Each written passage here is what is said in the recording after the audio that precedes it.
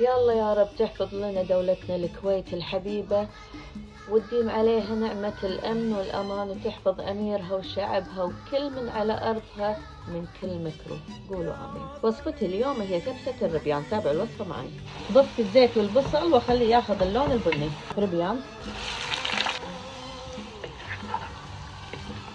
ثوم، بهارات راح اكتبها لكم، معجون طماط،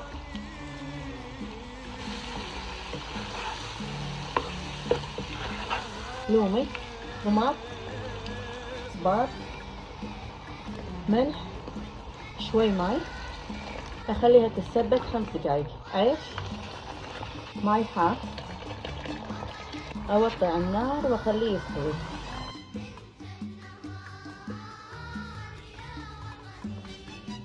علينا وعلى يومكم بألف عافية.